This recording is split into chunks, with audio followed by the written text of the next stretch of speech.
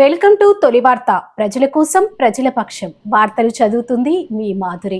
MLA camp కార్యాలయంలో బీసీలకు చట్టసభల్లో మరియు ఉద్యోగాల్లో 42% రిజర్వేషన్ ఎస్సీ వర్గీకరణ బిల్లులను శాసనసభలో ప్రవేశపెట్టి ఆమోదం పొందిన సందర్భంగా కాంగ్రెస్ పార్టీ జాతీయ అధ్యక్షుడు మల్లికార్జున ఖర్గే, తెలంగాణ తల్లి సోనియా గాంధీ, జాతీయ నాయకులు రాహుల్ గాంధీ మరియు ముఖ్యమంత్రి రేవంత్ రెడ్డికి, ఎమ్మెల్యే చిట్టెం పన్నికారెడ్డిలకు అన్ని మండలాల ముఖ్య నాయకుల చేత ధన్యవాద కార్యక్రమం నిర్వహించి కృతజ్ఞతలు తెలియజేశారు. మీ తొలి వార్త న్యూస్ని సబ్స్క్రైబ్ చేసి, లైక్ చేసి, షేర్ చేయండి. అందరూ కూడా ఆమోదం తెలుపుతున్నందుకు మన రాష్ట్ర కేబినెట్కి, రాష్ట్ర శాసనసభ్యులందరికీ, మన కాన్స్టిట్యూన్సీ నుండి ప్రయత్నం చేసినటువంటి మన శాసనసభ్యులు పన్నికారెడ్డి గారికి, మన నాయకులు శివకుమారెడ్డికి అందరూ కూడా ప్రత్యేకంగా ధన్యవాదాలు తెలియజేస్తూ, ఈ రిజర్వేషన్ ఏవైతే వచ్చినో వాటిని ఉపయోగించుకొని కాంగ్రెస్ పార్టీ ఈరోజు చేసింది కాబట్టి కాంగ్రెస్ పార్టీకి ఎప్పటికీ ఎల్లవేళ్ళలో కూడా మీ అండదండలు పూర్తిగా అందరూ అండదండలు బీసీ నాయకులు అయ్యండి, ఎస్సీ నాయకులు అయ్యండి, అందరూ అండదండలు కూడా ఎల్లవేళ ఉండాలని చెప్పి అందరినీ కోరుకుంటూ యువకాశం నిర్వాహకులకు ధన్యవాదాలు తెలియజేస్తూ ధన్యవాదాలు. దాంతోపాటు వేదిక మీద ఉన్న పెద్దలు, మా agriculture market committee chairman Sadashiva Reddy గారు, అదేవిధంగా ఆర్టీఏ మెంబర్ రాజేష్ అన్న, అదేవిధంగా మన పిఎస్సిఎస్ డాబరిత చైర్మన్ సీతప్ప అంకుల్, దాంతోపాటు మిగతా మండల అధ్యక్షులందరికీ, బ్లాక్ కాంగ్రెస్ అధ్యక్షులందరికీ, వివిధ గ్రామాల అధ్యక్షులందరికీ, మిగతాలందరికీ కూడా నమస్కారాలు తెలియజేస్తూ, ఇది మనకి ఒక కాంగ్రెస్ పార్టీ ఆ రోజు రాహుల్ గాంధీ గారు పాదయాత్ర అప్పుడు అనుకున్నారు, జిస్కి కిత్తి ఆబాదీ ఉత్తి హిస్సేదారి అనే స్లోగన్లోని స్టార్ట్ అయింది.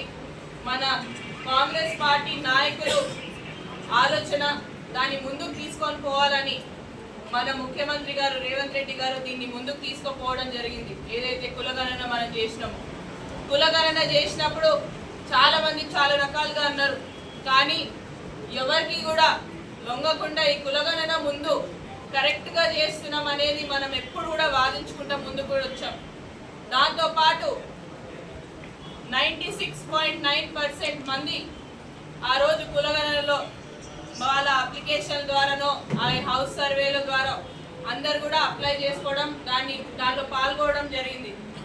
కేవలం 3.1% మాత్రం మిగిలిపోతే వాళ్ళకు కూడా రెండో సర్వే అనేది కూడా వాళ్ళకు కూడా ఓపెన్ చేసి దాంట్లో కూడా ఎవరైనా ఇంకా మిగిలిపోయిన వాళ్ళు 3.1% వాళ్ళు వచ్చి అప్లై చేసుకోండి అని చెప్పడం జరిగింది. ఇదంతా చూసినాక లాస్ట్కి మొన్న శాసనసభలో మీరు అందరూ చూసే ఉంటారు, చారిత్రాత్మక బిల్ అని చెప్పొచ్చు. 42% రిజర్వేషన్ బీసీలకు కానివ్వండి, అదేవిధంగా ఎన్నో సంవత్సరాల నుంచి ఎస్సీ వర్గీకరణ కోసం కొట్లాడుతున్న ఎస్సీ సోదరులకు కానివ్వండి, ఇలాంటి చారిత్రాత్మక డెసిషన్లు తీసుకున్నప్పుడు మన ముఖ్యమంత్రి గారికి మనం ప్రత్యేకంగా ప్రతి ఒక్కరి ద్వారా ధన్యవాదాలు తెలుపుకోవడం జరిగింది.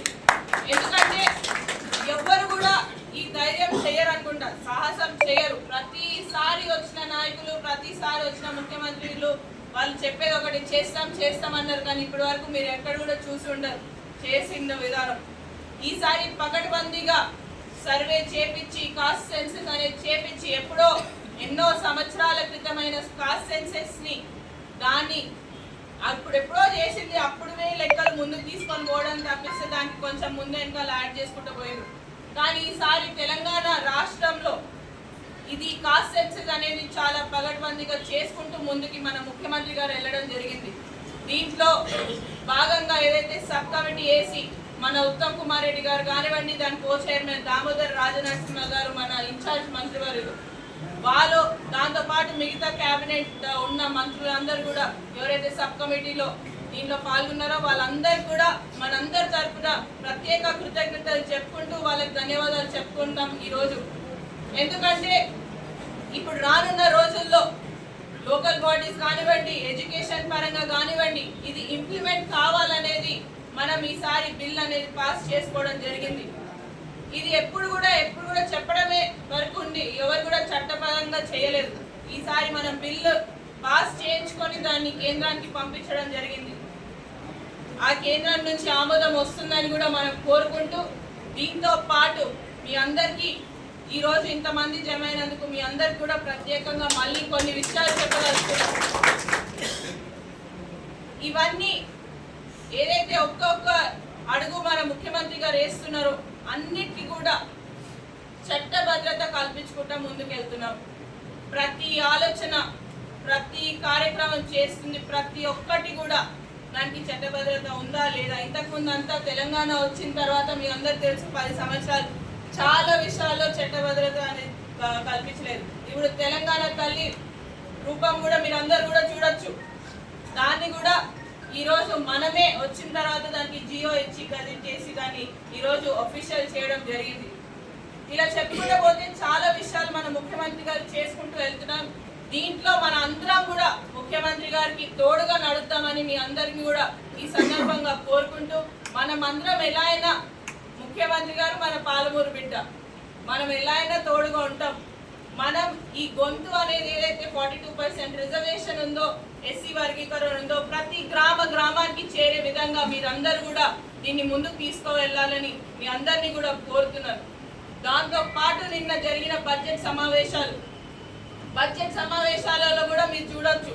బడ్జెట్ మొత్తం 3,04,965 కోట్లతో ఈరోజు నిన్న బడ్జెట్ ప్రవేశపెట్టడం జరిగింది.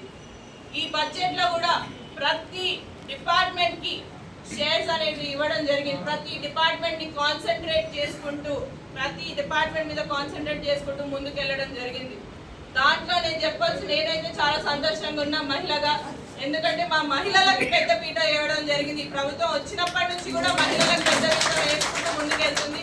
దాంట్లో భాగంగానే ఈరోజు బడ్జెట్ లో కూడా అదే విధంగా మహిళలకు కూడా పెద్ద పీట వేసుకుంటూ ముందుకెళ్తున్నాం.